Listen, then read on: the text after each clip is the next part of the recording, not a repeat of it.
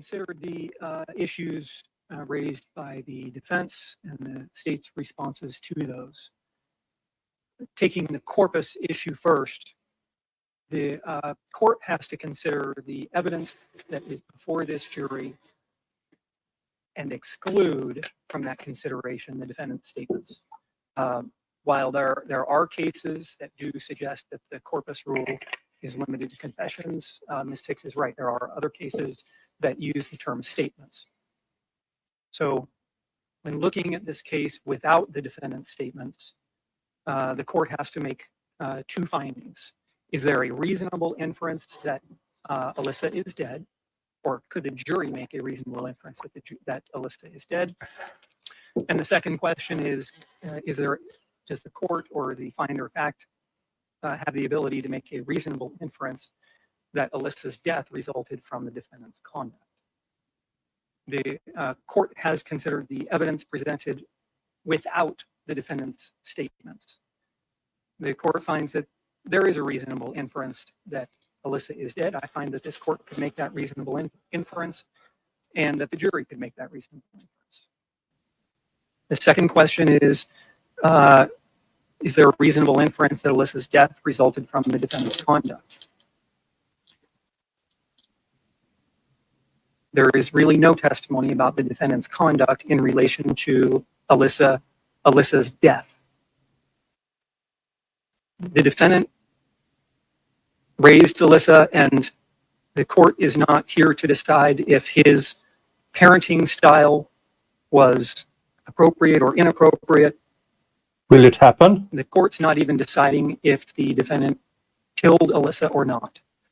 The court is deciding whether or not a reasonable inference from the evidence that has been put before the jury, excluding his statements, shows no spoilers. That a reasonable inference can be made that the defendant caused or the defendant engaged in conduct that resulted in Alyssa's death. The court is unable to make that finding. It is ordered granting the defendant's motion to dismiss based on the corpus delicti rule. He's off. The second question is whether or not substantial evidence exists to warrant a conviction.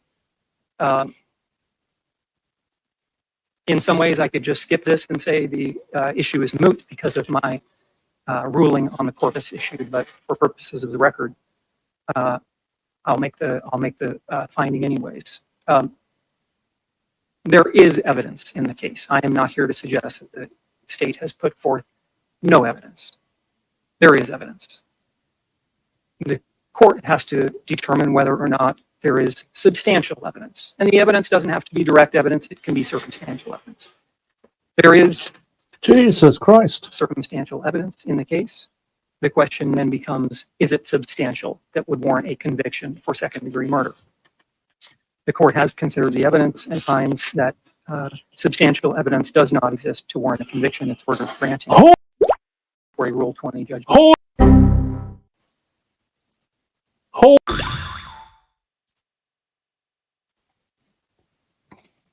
I will order the defendant released as to these charges only.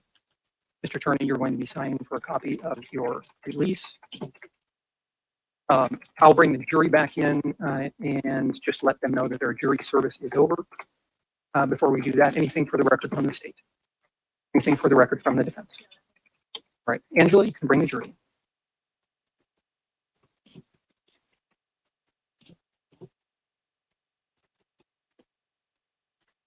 Holy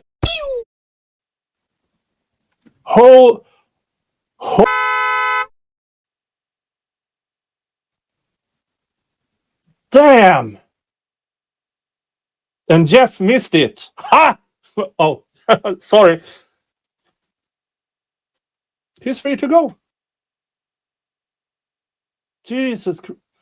Okay, I've said it from more or less after the first witness. I don't think I have any. Even after the. Oh, you didn't miss it. You didn't miss it. Holy crap. Holy crap. Yeah. A directed verdict. Now, I said to you I believe this should be granted.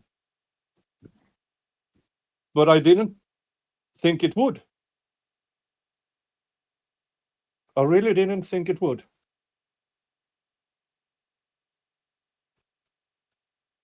Jeff, are you sure you don't want to come on and talk about it a bit?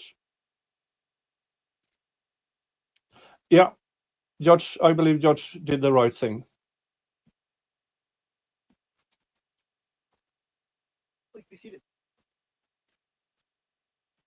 Holy crap. In State versus Turney, let the record show the presence of counsel and the defendant and the jury. Ladies and gentlemen, during the break, I had to make some legal rulings, and as a result of my rulings, the trial is now over. You are now discharged as jurors, and the admonition is now lifted. You can talk to anybody that you want to talk to about the case, but you don't have to talk to anybody if you don't want to. I will come back to the jury room in a moment to thank you in person for your service. It's Sometimes dismissed. the attorneys like to come back and talk to the jurors after a trial. If you want to stay and talk to them, you're welcome to do so. But if you want to just gather your things and go, you're welcome to do that as well. On behalf of the court and the parties, thank you so much for giving us your time for this trial. It was important and meaningful, and the court and the parties and the community recognize that our criminal justice system cannot function without people who are willing. And I was here for it. Which is give up your time and attention for purposes of sitting and listening to evidence in a case. So thank you so much for that. Please take everything with you into the jury room. Again, I'll come back in just a moment and thank you in person. Jury is now excused. He stood up really fast. If he walks out, I'm going, no, sit down, be rolled out, not in front of cameras. We were all here when it happened. Thank you, Jeff, for allowing your audience here to witness this with me. Oh.